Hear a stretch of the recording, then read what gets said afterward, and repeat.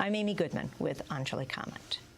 On Tuesday, President Obama made another statement on the failure of intelligence agencies to intercept the Christmas Day plot to blow up a Northwest Airlines flight.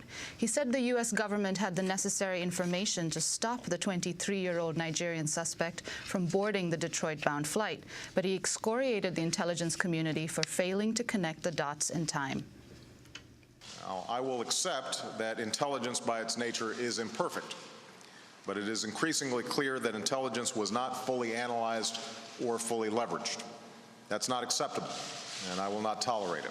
Obama said intelligence agencies knew that the suspect, Omar Farouk Abdulmutallab, had, quote, traveled to Yemen and joined up with extremists there. The president also addressed concerns over repatriating the 90-odd Yemeni men who are still detained in Guantanamo. Given the unsettled situation, I've spoken to the Attorney General, and we've agreed that we will not be transferring additional detainees back to Yemen at this time. But make no mistake, we will close Guantanamo prison, which has damaged our national security interests and become a tremendous recruiting tool for al-Qaeda. In fact, that was an explicit rationale for the formation of al-Qaeda in the Arabian Peninsula. And as I've always said, we will do so. We will close the prison in a manner that keeps the American people safe and secure. Well, it's almost been a year since President Obama's inauguration and his promise to close the prison at Guantanamo.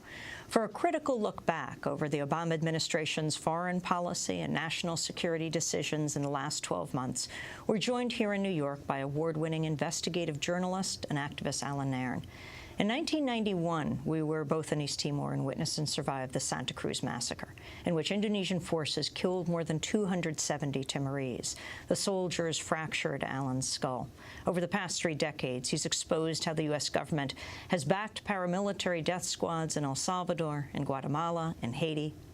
He also uncovered U.S. support for the Indonesian military's assassinations and torture of civilians. He's joining us now for the rest of the hour. Welcome to Democracy Now!, Thanks. Allan Nairn. Well, why don't you start off with a broad overview as we move into this first anniversary of President Obama's inauguration of his term in office? Well, I think Obama should be remembered as a great man because of the blow he struck against white racism, the cultural blow. And he accomplished that on Election Day. That was huge. This is one of the most destructive forces in world history, and simply by virtue of becoming president, Obama did it major damage. But once he became president, by virtue of his actions, just like every U.S. president before him, just like those who ran other great powers, Obama became a murderer and a terrorist, because the U.S. has a machine that spans the globe. It has the capacity to kill, and Obama has kept it set on kill. He could have flipped the switch and turned it off. The president has turned it off. The president has that power, but he chose not to do so. What do you mean? Explain more fully. Well, the machine. The U.S. spends about almost half of all the military spending in the entire world, equal to virtually all the other countries combined. More than half of the weapons sold in the world are sold by the United States. The U.S. has more than 700 military bases scattered across dozens of countries. The U.S. is the world's leading trainer of paramilitaries. The U.S. has a series of courses from interrogators to generals that have graduated military people guilty of war crimes and crimes against humanity in dozens upon dozens of countries. The U.S. has a series of covert paramilitary forces of its own that get almost no attention. For example, right now in Iran, there are covert U.S. paramilitaries attacking Iran from within, authorized by secret executive order. This is briefly reported, but it dropped from notice. In addition to that, there are the open attacks, the open bombings and invasions. Just in the recent period, the U.S. has done this to Iraq, to Afghanistan, Pakistan, Somalia, Kenya. Currently in the Philippines, there are U.S. troops in action in the South. And you could go on. This is the machine. And then in addition, there's the support for a series of what the RAND Corporation itself, RAND is an extension of the Pentagon, called U.S. support for repressive non-democratic governments and for governments that commit aggression.